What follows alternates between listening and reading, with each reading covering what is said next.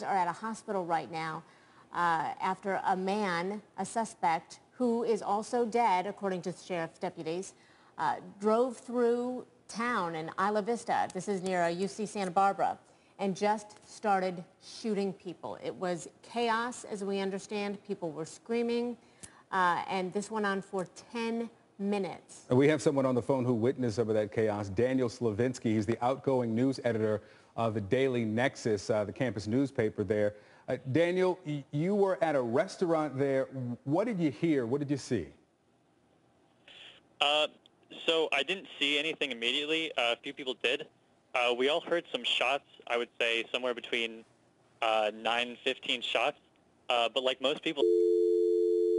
All right, so obviously we just lost Daniel Slavinsky there. Guys, I know you'll be working to get him back on the phone.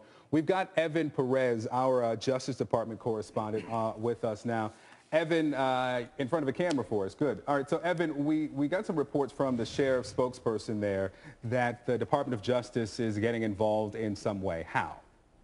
Well, one of the things that the police departments in, smaller police departments would tend to do is to call in the FBI, the ATF, federal agencies to help them do the investigation, simply because they have a lot of expertise in doing these kinds of scenes. So one of the things that would probably be happening this morning when people can get there is that they would go to the suspect's house, they would go to the family members, talk to them about any indications there might have been in the last few days that something like this was going to happen. They would probably be looking for computer records, email, telephone records to indicate who the suspect may have spoken to, and if there's anything written down.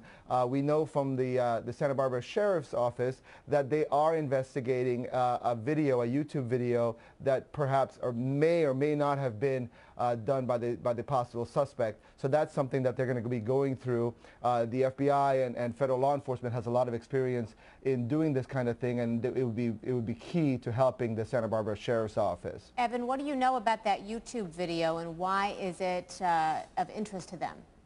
Well, we've taken a look at it. We're not showing it right now because we have to make sure that it indeed is matching up with what the authorities are looking at. But it appears to be some kind of manifesto, some kind of threat that this person was thinking of carrying something out. And again, it fits with what the sheriff's office says, that there appears to have been some kind of premeditation. This person was intending to kill. We know that he started shooting at about 9:27, and he, for the next 10 minutes, carries out shootings in various parts. There are 9 crime scenes that the police are going through.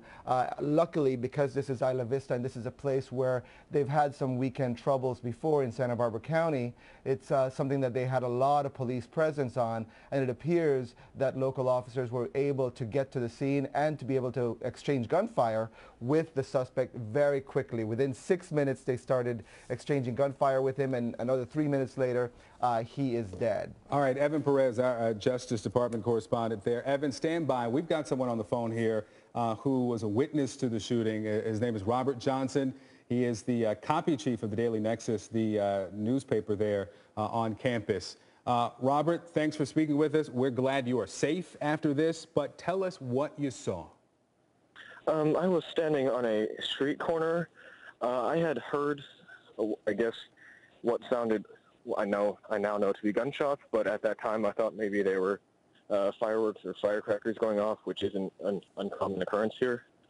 And then I was standing on the street corner, and this black BMW turns through the intersection and goes down the street away from me. And about maybe 2 seconds later, I heard a pop, and at first I remember looking at the car and thinking that it had backfired, which I remember thinking was strange because it was such a new car. And then it happened again, and by this time it had reached, it was right outside of a restaurant convenience store called Ivy Deli Mart, and there were maybe a group of 6, 7, 8 people eating out in front of it, and it just stopped right in front of it and opened fire upon the group.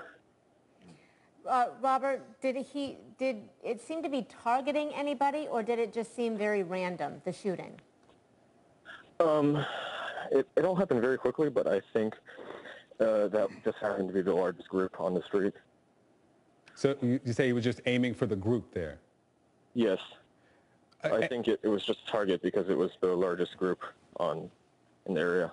What was the response from the crowds there? I mean, was there screaming? Did they start running? What did you see and hear from the people who were standing on the corner?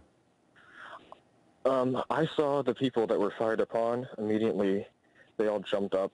Many tried to run into the building. See, I don't recall hearing any screaming, and then it was at that point where I turned and ran in the opposite direction.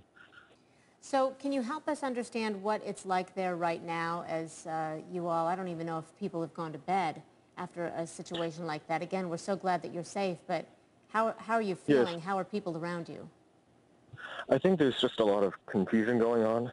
I think even shortly after this whole ordeal had ended, I think a lot of people still didn't realize the magnitude of the situation because it hadn't been so much contained, but it had only been around like a quarter of the Isla Vista area.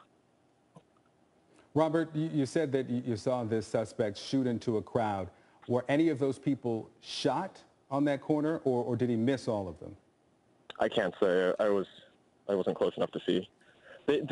Let me correct you. They weren't on the corner. I was on the corner, and I was looking down the street. Okay. Okay, Mike.